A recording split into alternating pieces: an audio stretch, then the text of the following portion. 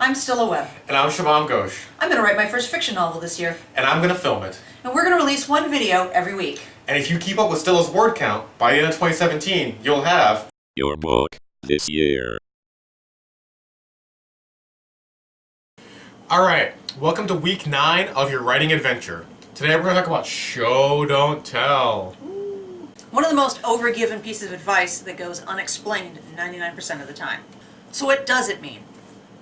Let's start with show. That was a short... What? That's all this? That's all this? So, the definition is, a tell is when the narrator or the description tells you how to feel about something. Showing means you just describe what's happening, give facts, and let the reader come to their own conclusion. Yeah, that last missing step is what differentiates show from tell. So here's an example from award-winning author of Fight Club, Chuck Palahniuk. No. Chuck Palahniuk. We've talked about this. Chuck Palahniuk. We've talked about this. Chuck Palahniuk.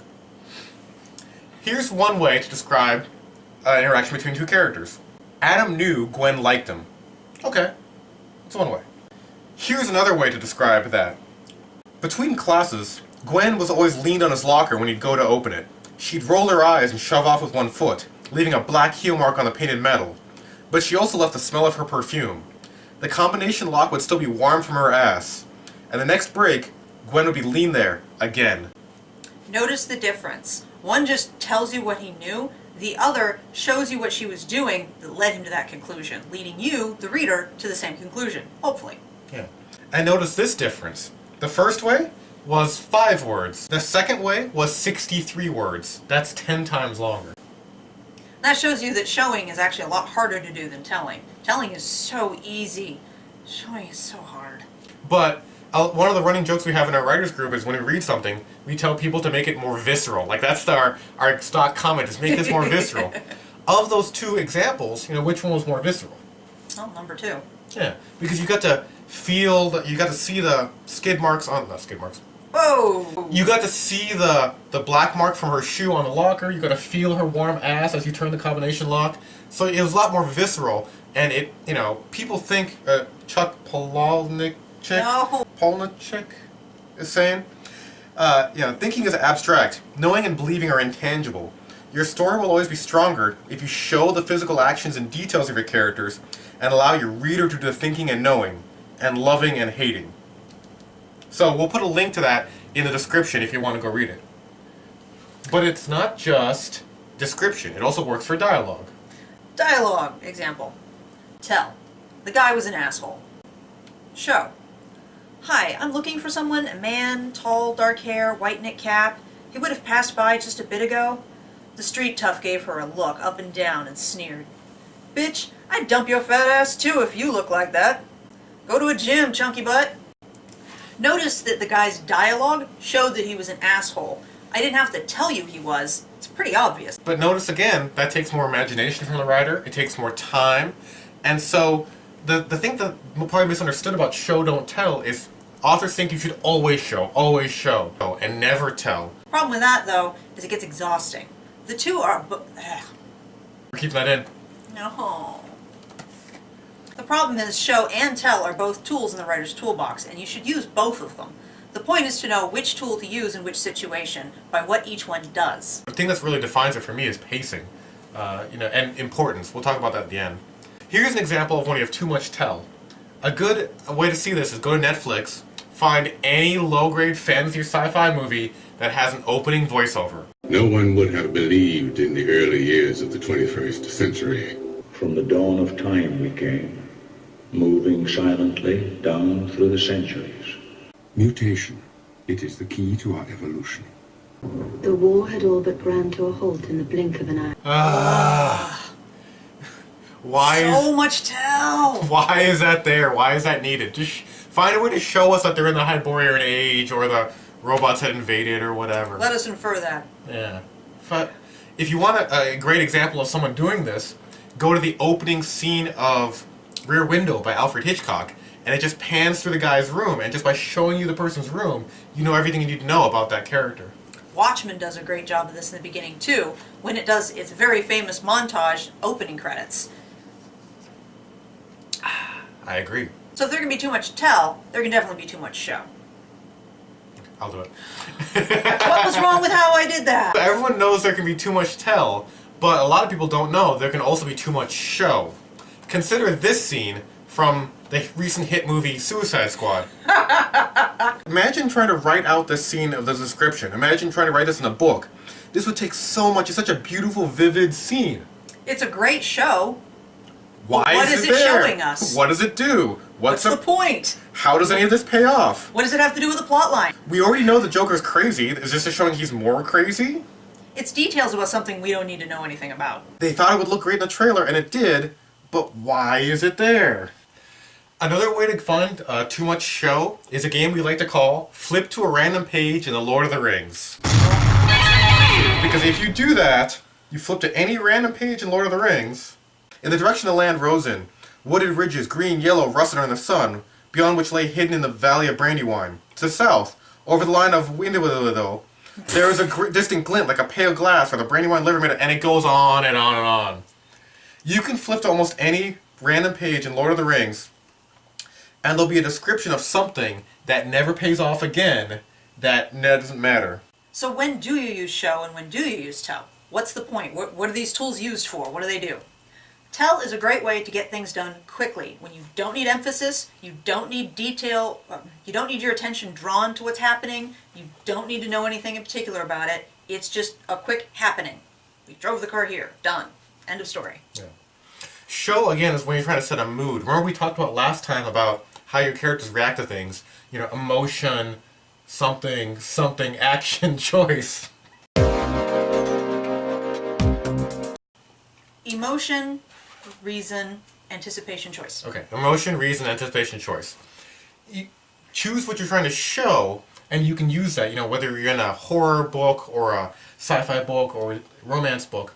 Show sets the mood, makes things more visceral. It makes you go slowly through something and it puts a spotlight on what's happening because it's Big this spotlight. is the way the author says, this is important. You need to know this. So in general, we'll have a video about pacing later on, but in general, when you want things to go slow, show. When you want things to go tell. I don't know what you're trying to do here. Try to run tell was fast. When you want things to go slow, show. When you want things to go fast, tell last. This is a little extra beef segment. How do you show when characters are feeling certain ways? Because again, think about a third-person book, you can't get inside the characters' heads. How would you show a character is sad? Instead of just saying Tom was sad. They look down, they shuffle their feet, they do things slowly, they sigh a lot. Yeah. Do you ever actually do these things physically when you're writing to like try and figure out what the character would do to do that? No, I use music. Yeah. Totes use music. I do. When I want my character to be sad, I actually go, How would you show if a character's anxious? Tapping, chewing, furtive looking around. Okay. Yeah, just fidgeting. Jumping at small noises. That's another good one. So again, don't just say, you know, Jennifer was anxious. You know, think about some ways to show it. Happy. Smiling, humming to yourself, walking with a lot of energy. Yeah. So, writing pro tip. Pro tip! I had one extra I had to use up. I hate that sound. All these things we just mentioned are very basic things that any author could do. What makes you special is if you set something up earlier on that your character has a certain tick or a certain way of being happy. Maybe she pets the dog, maybe she eats a carrot, right? That you set up early on. Whatever. And then you bring it back later on, and we know. You don't have to say, Jennifer was happy. You can just say, Jennifer ate a carrot. And we're like, oh, that's what sets you apart from all the other bland average writers. That's how you know your cow is purple. Mm-hmm. All right, 2 homeworks this week. 1, go to a place where there's a lot of people and you can just watch them for a long time, legally. And see if you can infer what people are feeling based on what they do and kind of write down what they do. You know, what are some anxious moves? What are some moves of parents trying to corral their kids? Yeah, if you're watching somebody at, say, a Panera Bread or a Starbucks, Legally. you can see what they're doing, try to guess how they're feeling, and then notice how you figured that out. What were they doing? How were they acting? What were the tells that they were giving off that let you come to that conclusion? And then use that stuff to write. Also, great places to hear conversations that are really weird. Yeah, we'll talk about that later in the dialogue about eavesdropping on real people and using Legally. Semi-legally, and using it in your Legal, book. public, fine. Also, your second homework is go read Chuck Palahniuk's blog post. We're done. Chuck Palahniuk's blog post, Okay. and he talks about for the next 6 months you're not allowed to use a certain set of words. So as you're writing this week, don't use those words. Those are all tell words. And try and do what Chuck Palahniuk says. It's just an exercise. Later you can use those words again. It's just an exercise. Yeah. But for this week, just focus on, as you're writing, am I showing, am I telling, and how can I control which one I'm using? And also, yeah, keep getting those 500 words a day. How you doing on that? You're a little bit behind, aren't you? You're gonna leave this video and go upstairs and write, right? I am. Yeah. You got past your catalyst yet? Well, I mean, by now, yes. No. I don't want them to know when we're filming. They already know what's a week ahead. Have you gotten past your catalyst yet? No, I barely started writing. I've got like 200 words today. Okay. That's it for my whole week. All right. So you 200 guys words today. I got like 3 days. You guys at home should be in your catalyst, in your debate. Your main character should be debating with someone if they're going to go on the adventure or not. Oh, we did get a question. Actually, we did get a question this week. This is kind of funny. Quoi? Yeah, hold on. Let me go look. Sefl-publishing? We got a question from Wayne, actually, and he sent us a little snippet of what he was writing. And we read it over, and we kind of gave him some feedback, and we said, this is how it relates to this lesson. So, feel free to email us at hey@getwriting.wang. We actually respond to these things. Ask Wayne. Bye. Bye.